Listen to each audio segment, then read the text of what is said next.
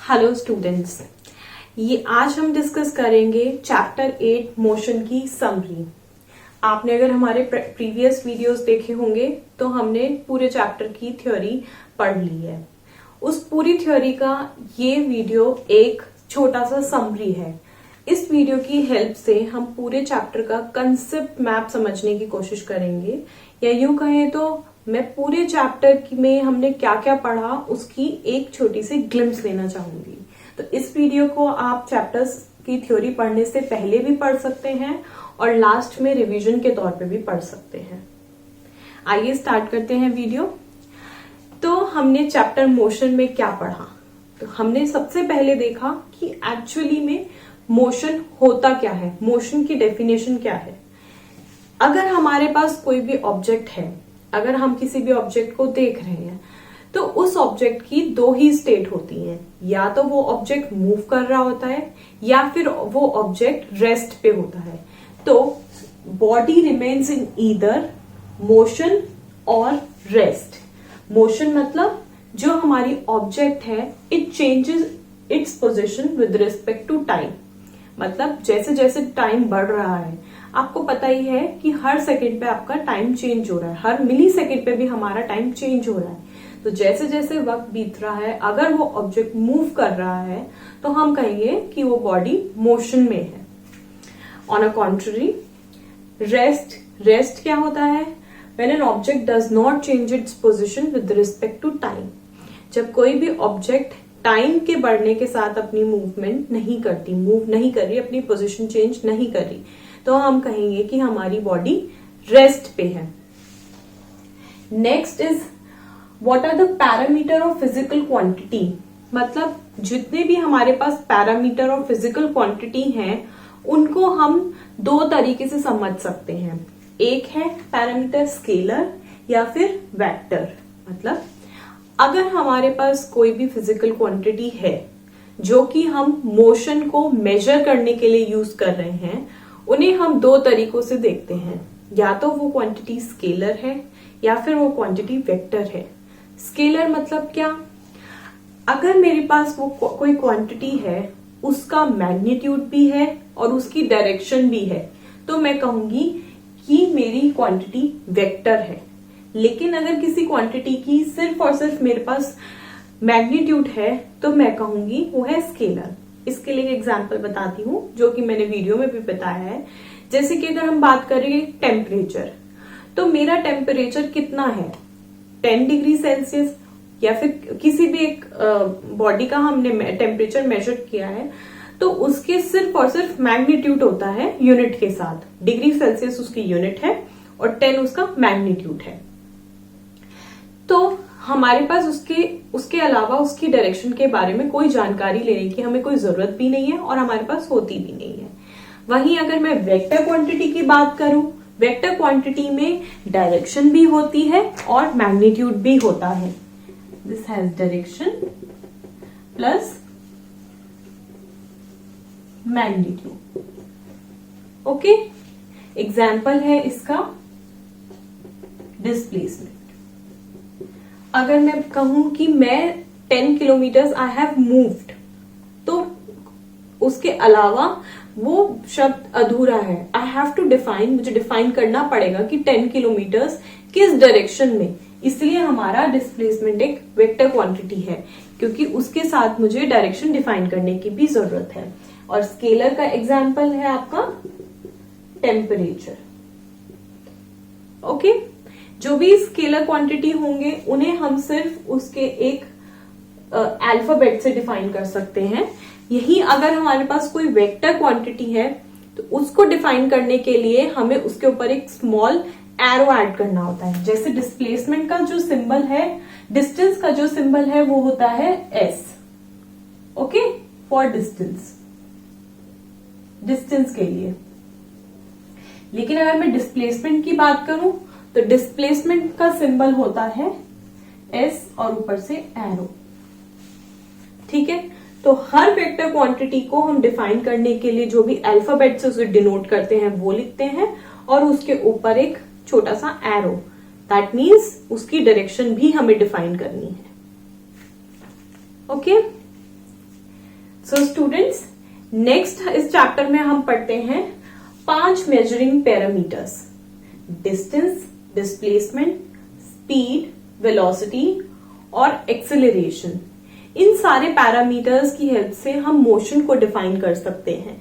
जब भी कोई बॉडी मूव करती है तो ये सारे पैरामीटर्स उसके लिए हम कैलकुलेट करते हैं।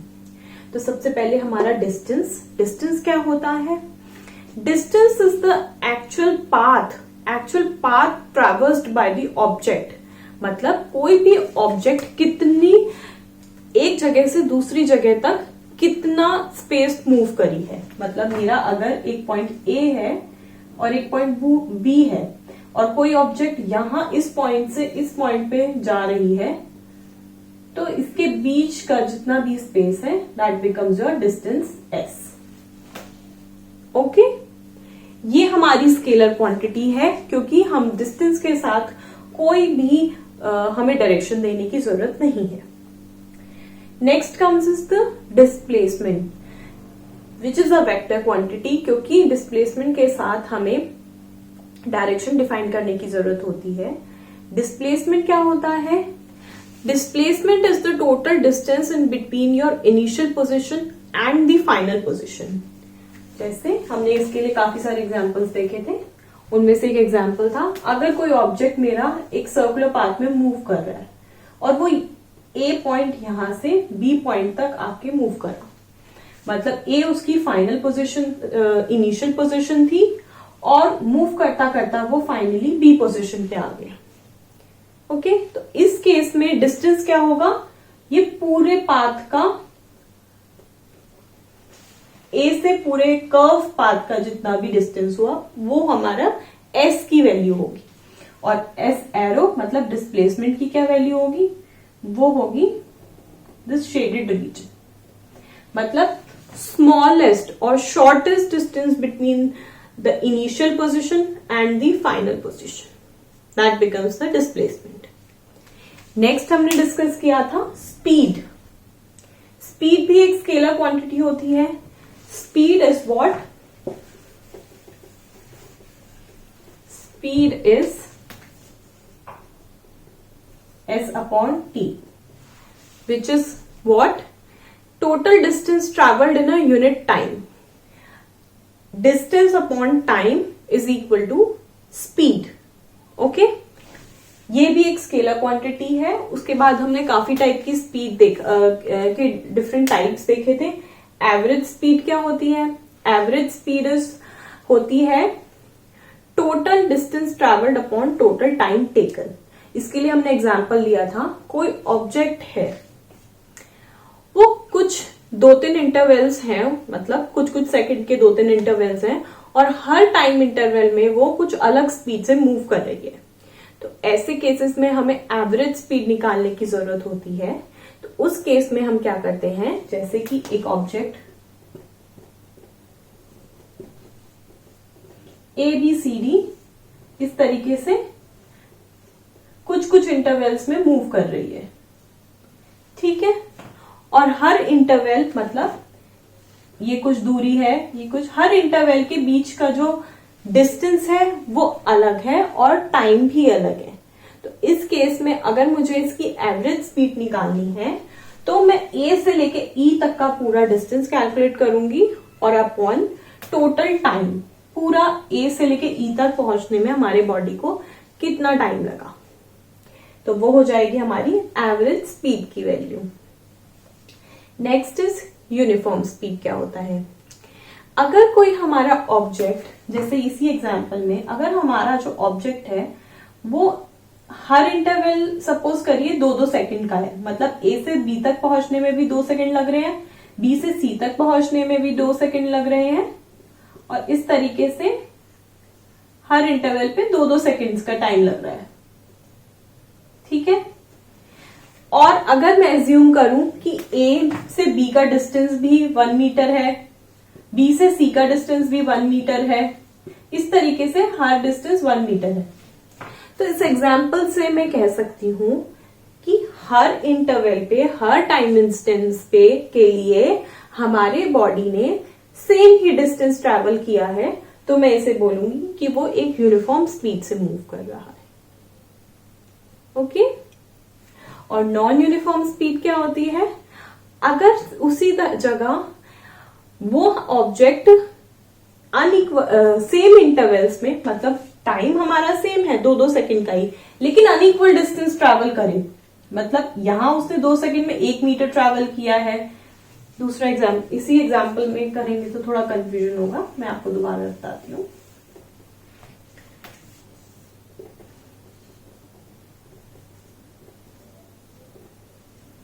मतलब पहले 2 सेकंड में उसने 3 मीटर ट्रैवल किया एक ऑब्जेक्ट ने, दूसरे 2 सेकंड में 5 मीटर ट्रैवल किया, दूसरे 2 सेकंड में उसने 1 मीटर ट्रैवल किया। तो मैं कहूंगी इक्वल इंस्टेंसेस के लिए अनइक्वल डिस्टेंस ट्रैवल हो रहा है। तो ये हुआ हमारा केस नॉन यूनिफॉर्म स्पीड का। स्पीड यूनिफॉर्म नहीं है, इक्वल इंस्टेंस टाइम इंटरवल्स के लिए वो कम या ज्यादा डिस्टेंस ट्रैवल कर रही है, कभी कम कभी ज्यादा, तो उसकी स्पीड वैरी हो रही है। तो ये नॉन यूनिफॉर्म स्पीड का एग्जांपल हुआ। ओके,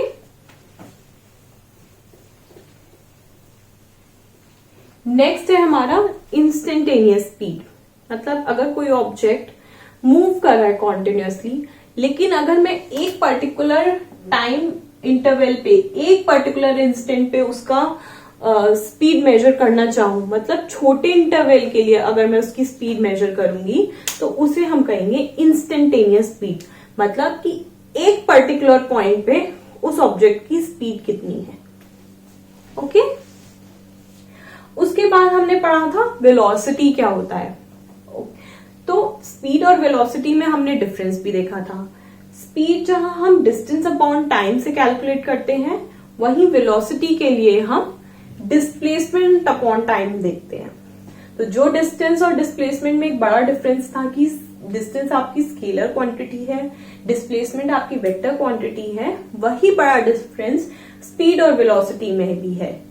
क्योंकि जो स्पीड और वेलोसिटी की डेफिनेशन है वो आई तो डिस्टेंस और डिस्प्लेसमेंट में से ही है।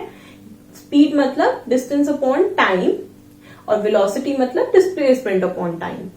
तो स्पीड हमारी स्केलर क्वांटिटी है क्योंकि हम इसमें कोई डायरेक्शन यूज नहीं करते। वेलोसिटी वही हमारी वेक्टर क्वांटिटी है क्योंकि इसके साथ हम एक डायरेक्शन को भी एसोसिएट कर देते हैं। हम उसके बाद हमारे पास एवरेज वेलोसिटी का एग्जाम्पल है। एवरेज वेलोसिटी क्या होती है हमारी? Average velocity it is equal to u plus v upon 2। अब ये u और v क्या है? u है हमारी किसी भी ऑब्जेक्ट की initial velocity and v is our final velocity. तो इनिशियल और फाइनल वेलोसिटी का arithmetic mean is equal to your average velocity. अगर किसी ऑब्जेक्ट की हमें एवरेज वेलोसिटी निकालनी है तो जहां से उस ऑब्जेक्ट ने मूव करना स्टार्ट किया है उस इंस्टेंस पे उसकी क्या वेलोसिटी है, मतलब u क्या है, और जब वो ऑब्जेक्ट रुकने वाला है, जस्ट रुकने वाला है, उससे पहले उसकी क्या वेलोसिटी है, उसे कहेंगे हम v फाइनल वेलोसिटी। इन दोनों को ऐड करके 2 से डिवाइड कर देंगे, मतलब हम इनने दो क्वांटिटीज का अरिथमेटिक मीन ले लिया है। ये हो जाएगी हमारी एवरेज वेलोसिटी की value. Okay, next is your uniform velocity. मतलब अगर कोई ऑब्जेक्ट कुछ इक्वल इंटरवल्स में इक्वल डिस्टेंस डिस्प्लेसमेंट ट्रैवल कर रहा है तो वो हमारी यूनिफॉर्म वेलोसिटी होगी। ये डेफिनेशन होल्ड करती है सिर्फ उस ऑब्जेक्ट के लिए जो कि एक स्ट्रेट लाइन पाथ मूव कर रहा है। ओके, मतलब your object should be moving in a straight line like this, right. Next is your non uniform velocity. मतलब सेम टाइम इंटरवल्स के लिए अनइक्वल डिस्प्लेसमेंट ट्रैवल करना, अनइक्वल डिस्टेंस ट्रैवल करना। Next हमने पढ़ा था इंस्टेंटेनियस वेलोसिटी। मतलब किसी एक पर्टिकुलर टाइम के लिए हम वेलोसिटी उस पर्टिकुलर इंस्टेंस पे ही निकाल रहे हैं, तो इंस्टेंटेनियस वेलोसिटी। ओके, उसके बाद हमारा कंसेप्ट आया था एक्सेलरेशन का। स्पीड को हम कह सकते हैं this is rate of change of motion. Okay, और एक्सेलरेशन को हम कहते हैं rate of change of speed, क्योंकि एक्सेलरेशन की डेफिनेशन होती है change in speed per unit time, right.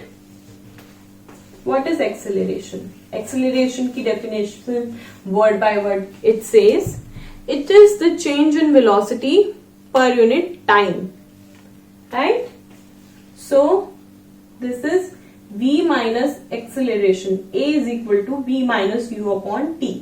ये हमारी फाइनल वेलोसिटी थी, u हमारी इनिशियल। तो फाइनल वेलोसिटी में से अगर इनिशियल माइनस कर देंगे और उसे डिवाइड कर देंगे t से, तो हमारी एक्सेलरेशन आ जाएगी, राइट।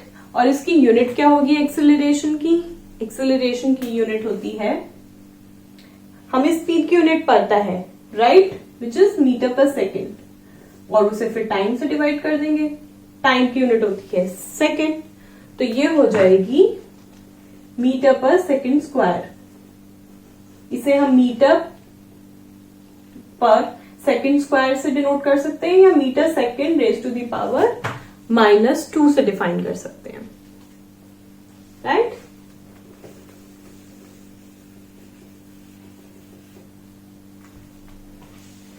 अब एक्सेलरेशन के दो टाइप्स होते हैं, पॉजिटिव एक्सेलरेशन और नेगेटिव एक्सेलरेशन। एक्सेलरेशन की यूनिट लिख देते हैं हम यहाँ पे, मीटर पर सेकेंड स्क्वायर, और एक्सेलरेशन का formula v minus you upon T. Positive acceleration मतलब जब आपका ऑब्जेक्ट जैसे जैसे टाइम बढ़ रहा है उसके साथ साथ उसकी वेलोसिटी बढ़ती जा रही है, तो वो होगा पॉजिटिव एक्सेलरेशन का एग्जाम्पल। और अगर टाइम के साथ साथ आपकी वेलोसिटी घट रही है, तो वो होगा नेगेटिव एक्सेलरेशन का एग्जाम्पल। उस केसेस में a की वैल्यू माइनस आएगी, क्योंकि आपकी जो फाइनल वेलोसिटी है मतलब v की वैल्यू वो ग्रेटर होगी। नेगेटिव एक्सेलरेशन के केस में v की वैल्यू लेस होगी u की वैल्यू से। तो जब हम a v minus you upon T calculate करेंगे तो वो एक नेगेटिव क्वांटिटी आएगी। तो ओवरऑल हमारा एक्सेलरेशन मतलब एक्सेलरेट करने की बजाय बॉडी डी एक्सेलरेट कर रही है, या फिर हम कहेंगे रिटार्ड कर रही है, उसकी स्पीड घटती जा रही है, राइट। उसके बाद हमने डिस्कस किए थे equation of motion. Equation of motion हम वेलोसिटी टाइम ग्राफ की हेल्प से निकालते हैं। इस तरीके का हमारे पास एक ग्राफ था, वेलोसिटी वाई एक्सिस पे लिया था हमने, और एक्स एक्सिस पे हमारे पास टाइम था। ओके, तो वेलोसिटी टाइम ग्राफ की हेल्प से हमने इक्वेशंस डेराइव करी थी। इन इक्वेशन की हेल्प से हम काफी सारे न्यूमेरिकल सॉल्व करेंगे। नेक्स्ट वीडियो से अब न्यूमेरिकल सॉल्व करना स्टार्ट करेंगे एनसीईआरटी के। तो पहली इक्वेशन हमारे पास थी velocity time equation, which is v minus u is equal to at. v minus u is equal to at, इस इक्वेशन की हेल्प से हम वेलोसिटी और टाइम के बीच में रिलेशनशिप कैलकुलेट करते हैं। नेक्स्ट हमारे पास थी position time equation, s is equal to u t plus half a t square. इसमें हमारे पास पोजीशन मतलब s और टाइम t के बीच में एक रिलेशन था। Next was position velocity equation, position मतलब s डिस्टेंस और वेलोसिटी v और u के बीच में एक रिलेशनशिप है, v square minus u square is equal to 2as। तो इन तीन इक्वेशन की हेल्प से हम इन पांचों क्वांटिटीज को कैलकुलेट कर सकते हैं, distance, displacement, speed, velocity, acceleration, right. तो ये एक छोटी सी समरी थी, हमने इस चैप्टर में क्या क्या पढ़ा। लास्ट में एक टॉपिक था सर्कुलर मोशन का, वो भी हमने देखा था कि जब कोई भी ऑब्जेक्ट इस तरीके के एक पाथ को कवर करता है, सर्कुलर एक पाथ को कवर करता है, तो हम उसे कहेंगे यूनिफॉर्म सर्कुलर मोशन। मतलब अगर वो इक्वल इंटरवल में इस पाथ को हर इक्वल इंटरवल के लिए इक्वल ही डिस्टेंस ट्रैवल करता है, लेकिन वो डिस्टेंस सर्कुलर है, तो ये एग्जांपल था हमारा यूनिफॉर्म सर्कुलर मोशन का। तो इसी के साथ इस चैप्टर की समरी खत्म होती है। अब इसके नेक्स्ट वीडियोस में हम इस चैप्टर के एनसीईआरटी के इनबॉक्स क्वेश्चन करेंगे और एक्सरसाइज क्वेश्चंस करेंगे। Thank you. उम्मीद करती हूँ कि आपको ये टॉपिक समझ आया होगा। अगर आप ऐसी ही वीडियोस रेगुलरली देखना चाहते हैं तो हमारे चैनल को सब्सक्राइब करें, और अगर आपको ये वीडियो पसंद आया है तो इसे लाइक और शेयर करें। इस टॉपिक से रिलेटेड अगर आपकी कोई भी क्वेरी है या फिर आप किसी पर्टिकुलर टॉपिक पे वीडियो चाहते हैं तो हमें कमेंट सेक्शन में जरूर बताएं। Thank you and see you soon.